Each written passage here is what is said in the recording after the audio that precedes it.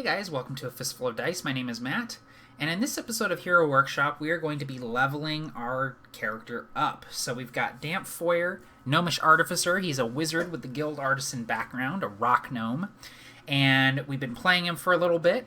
We've gotten some experience points, and our DM has told us it's time to level up. So we go home after the game, we open up our 5th edition Player's Handbook, we turn to the Wizard section, and level him up. So we're going to do that today. So there are several steps to leveling a character up. The first thing I usually do is increase their hit points. So what you're going to do is you're going to look at your class features on whatever class it is you're leveling up into. I'm going to take another level of Wizard. So I'm going to come up here, Wizard, 2. And we're going to go down to our hit points. We're going to look at class features in the Player's Handbook. Should be near the very beginning of your class after all the flavor text. And you're going to see hit dice, hit points at first level, and hit points at higher levels. We're going to look at this hit points at higher levels thing because there's two options.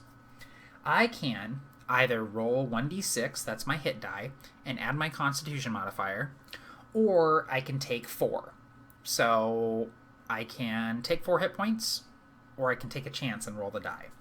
I like rolling the die, so I'm going to do that. So I take my d6 here, and I roll it, and I get a 5. All right.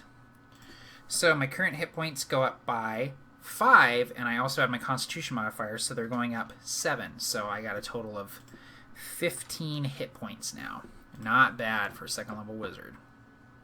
Okay, so that's the first thing I usually do when I'm leveling up is I increase my hit points.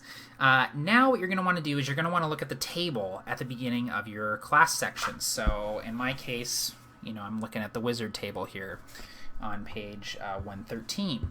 And I'm going to go down to second level, and I'm going to just go across and look at the stuff. Okay, so second level wizard. Proficiency bonus is still going to be +2, so I don't have to worry about increasing the proficiency bonus. I look over at features. I'm getting Arcane Tradition this level. Okay, so I'm going to have to pick an Arcane Tradition, so we're going to get to that in a little bit. I'm going to continue going across. Cantrips known, 3. So I already know 3 cantrips, so I'm not going to need to add any more cantrips. Spell slots, first level, 3. So I'm gaining 1 first level spell slot, so I'll have to take note of that in my spells as well. So we are going to go ahead and flip forward to look at our features for this level. In this case, I'm getting Arcane Tradition. So when I reach second level, I get to choose an Arcane Tradition, shaping your practice of magic through one of the 8 schools. So basically, I pick one of the 8 schools to improve upon. So let's look at the different Arcane Traditions and decide what we want to do. For Damp, I'm definitely going to do the School of Evocation, because most of the spells that he's casting are evocation spells. Evocation is fire, ice, wind. It's creating destruction. It's throwing energy at people. It's the most kind of like offensive school of magic, if you will. So School of Evocation is definitely what he's going to do. So here's what I get to do. So I'm gonna come down here, and I'm going to grab my guild membership, and I'm going to start moving some stuff onto the second page that I don't necessarily need.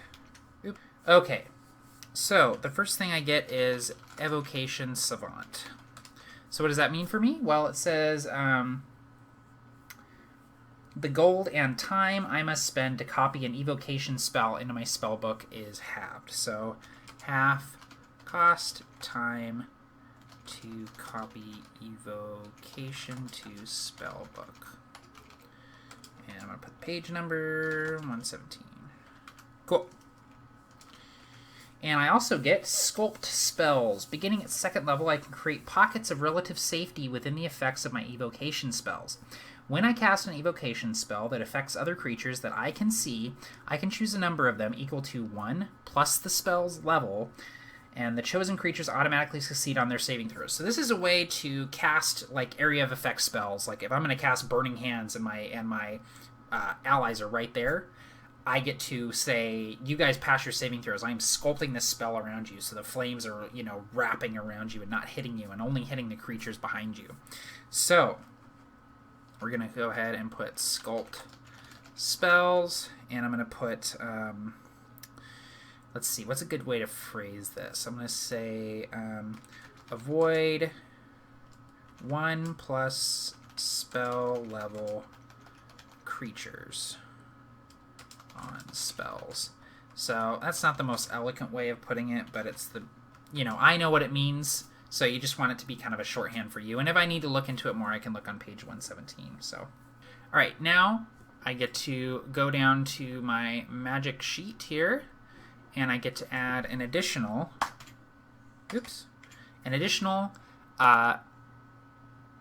first level spell slot here. Now I also, if I come forward here to my, or go back to my spellcasting stuff for my wizard, if you'll remember, we are able to prepare 5 spells because it's our spellcasting ability plus our wizard level. Well, what's happened? Our wizard level has gone up, so we can now prepare 6 spells. So I can go ahead and prepare that shield every day. So now all of my spells are prepared, and I can cast 3 of them, or one of them 3 times, or one of them twice, and another one once. So that's really cool. Wizards start improving really quickly as they level up. Now, it should be noted that if I was actually playing this character in a campaign, I probably would have acquired more spells. I would have been picking up some scrolls and things like that to increase the spells that I know. So definitely keep that in mind if you're playing a wizard. Not only that, but every time you level up, you get to add 2 spells to your spellbook of any level that you're able to cast. So any level that I have spell slots for, I'm going to add 2 spells to my spellbook.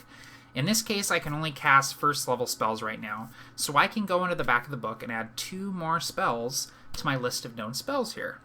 Alright, so I've gone to the back of the book, to the spell section. I look at the wizard's spell list for first level, and I'm going to add Fog Cloud and Featherfall to my list of known spells in my spellbook.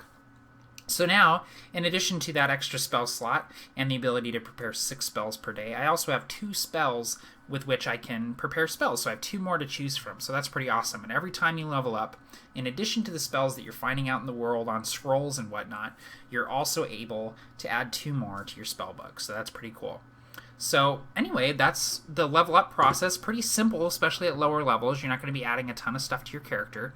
Not a whole lot of bookkeeping involved. So we just increase our hit points. We give ourselves anything that our class is giving us, so any more features that we're going to get from the class. If you're a caster, you're going to get some more spell slots, some more spells known, things like that. If you're a monk, you're going to get more key points, things like that.